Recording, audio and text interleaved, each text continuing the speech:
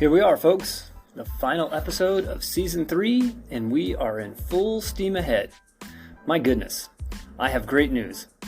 I could not have done this without you, my listeners. I thank each and every one of you for the past 3 years, and I'm excited for what's ahead. As you may assume, most of my listeners are right here in the US, more specifically here in the Denver metro area. However, when I'm looking here at my podcast analytics, whoa, Germany, Ireland, Canada, the UK, India, Japan, Spain, Argentina, Philippines, Australia, Singapore, Brazil, Puerto Rico, Poland, Colombia, and Mexico. This is indeed an international show. So, wherever you are in the world right now, listening to the Denver Homes Market Report podcast, I thank you for listening, and I sure hope you'll hit that subscribe button. Also, in addition to all the platforms we are on, I cannot even list them all anymore, but one big one we just partnered with is iHeartRadio. So, just one more platform where we can be found.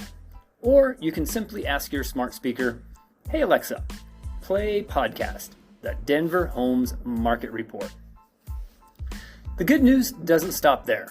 The Denver Homes Market Report has just ranked number 2 on FeedSpot's top 10 list of must-follow Denver real estate podcasts of 2023. Here we are, and today I just want to quickly walk down memory lane on what got us to this point. It was back in April of 2020. I had just finished remodeling a house with my team. I had bought a beautiful 1950s ranch style in Lakewood, and it was in overall good shape. It was just dated and had quite a lot of deferred maintenance, as we call here in the business. So between me, my nephew Zach, and our contractor partners, we replaced the windows, we updated the baths, we finished the basement, which had been done back in probably the 70s, but it had been decked out with that drop-down office type ceiling and wood paneling everywhere. So we removed all that, brought it up to snuff with drywall, recessed LED lighting, and new flooring. Upstairs already had a decent kitchen. We took out one wall to open it up to the dining room a little more. We added French doors to open out onto the beautiful patio and that gorgeous backyard. We painted the cabinets. We refinished the original red oak hardwood floors. We removed the old dingy tile floors in the kitchen and replaced those as well. The house was looking great, but as we were knee-deep into all of this renovation, COVID hit. We had no idea if we were going to be able to sell this home. And by this point, we were over $500,000 tied up into it. Now the National Association of Realtors, along with our state and our local associations, everyone was scrambling to come up with guidance.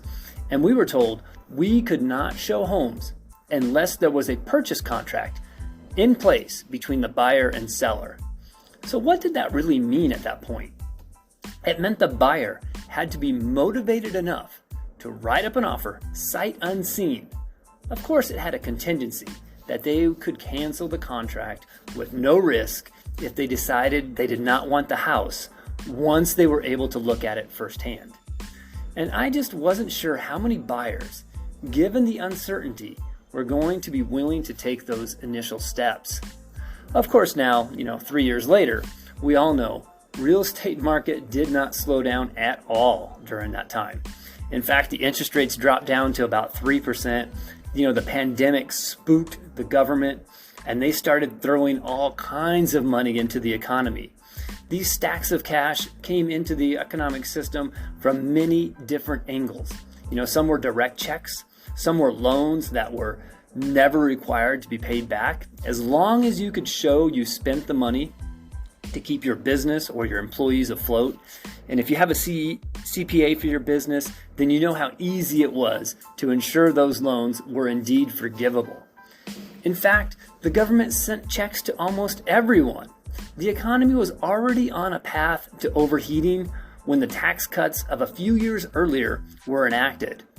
Even before the tax cuts of 2018, the economy was already on a path to recovery, And it was a controlled and calculated recovery, which is what we need, and not have these periods of feast and famine or overheating economies to then knee-jerk reactions from the feds, which more often than not drive the economy too far into the hole, sparking a recession.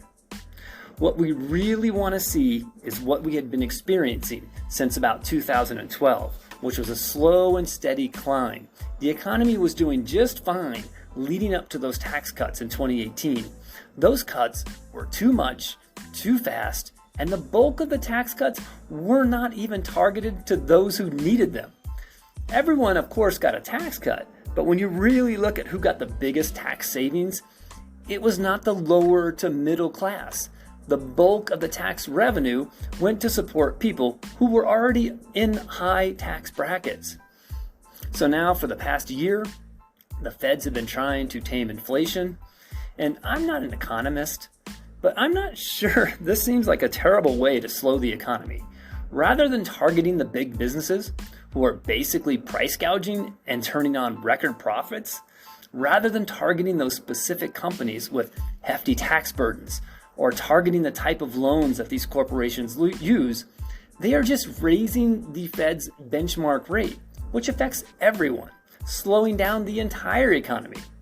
I guess the end game here is, well, eventually nobody will have any money, millions will be unemployed, millions losing their homes, so they won't be able to afford to buy gas anymore, which drives up the inventory. So the market will then be forced to lower the price of gas. I don't know. It just seems like we need more modern tools at the disposal of the feds. There must be something we can do from a federal level when we see prices skyrocketing for everyday Americans and then seeing profits of large corporations just soar. There is a flaw in our system, and that flaw needs to be addressed. And like I said, I'm not the expert here, but I can only wonder if we could develop some more modern tools for the feds to combat inflation with less risk to everyday Americans. Because with this method, we are hurting the middle to lower tier of our people much more than it's hurting large corporations who are raking in record profits. Something doesn't sit well with me on this issue. But until I get a chance to sit down with an economist, I guess I just need to let the system work. I mean, inflation is coming down slowly. Let's just hope the feds put the brakes on the rate hikes before the economy turns too far south for the masses. So let's turn to some good news. You know, I was holding an open house this past weekend.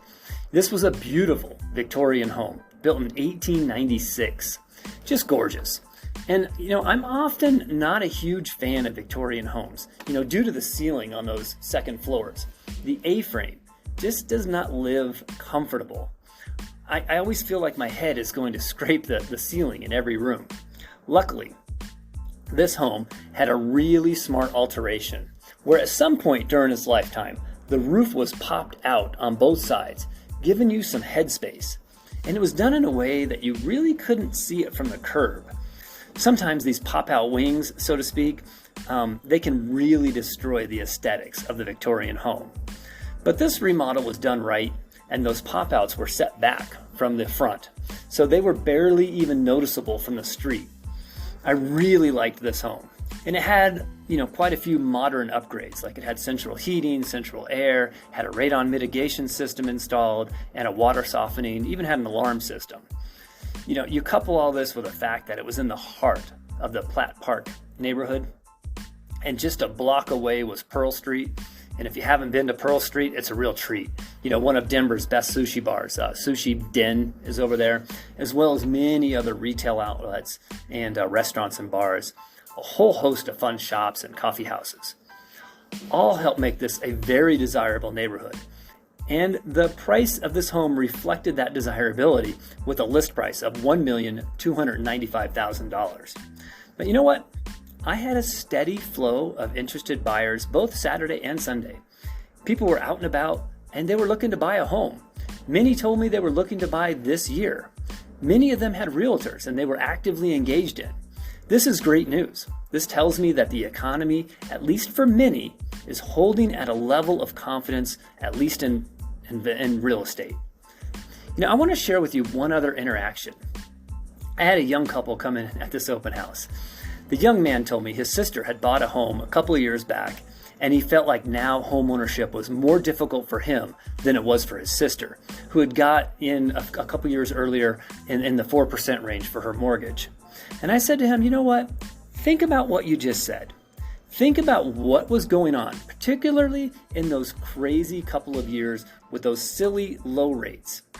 I said, this home during that time would have been listed at $1.5 million. There would have been 20 to 30 people lined up outside my open house waiting to get in.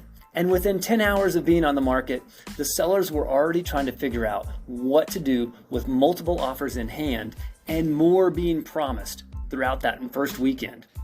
So they hold off making any decisions until Monday night, by which time the sellers now have 20 or 30 offers, some of them $100,000 or even more over the asking price. Now think of those buyers at that time. There were multiple offers. They typically don't know how much over the asking price the other offers are. They would dare not ask the seller to fix anything, and they may not even have an inspection at all. Or if they did, they wouldn't ask for anything to be fixed. Many provided earnest money, which as soon as they provided that earnest money, it became hard money, meaning that if the buyer backed out for any reason, the seller got to keep that deposit. So here you are as a buyer. You're competing with 20 or 30 other offers in the first weekend. You're waiving all sorts of what would be considered smart due diligence in most markets. You get just about 15 minutes with a bunch of other people inside the house to walk around and decide if that's the house of your dreams. You barely had time to drive around the block, much less check out the grocery stores, the schools, the places of worship, etc. No time for any of that before heading in with your realtor to write an offer on what may be one of, if not the largest investments of your life to date. All that stress. And you had just a 1 in 30 chance that your offer was going to beat out all those other competitors who were also trying to buy the same house. So sure, the interest rates may have been in that 4% range, but at what real cost? And at what risk? And guess what? Many of those purchases are now 5 to 10% lower in value than they were. Now, in contrast, here we are, standing in this beautiful Victorian home. There's been 2 or 3 couples who have come through since 11 a.m. When I open the doors for my open house, it's now 1 p.m. This house has been on the market for about 10 days. You've had time to spend inside the home.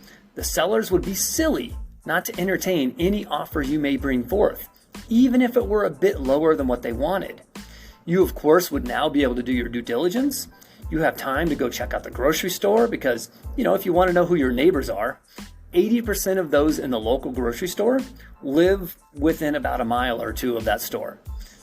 You have time to look up the schools, the places of worship. You can go check with your lender to see where the rates currently are. We have time to look up the comps in the area.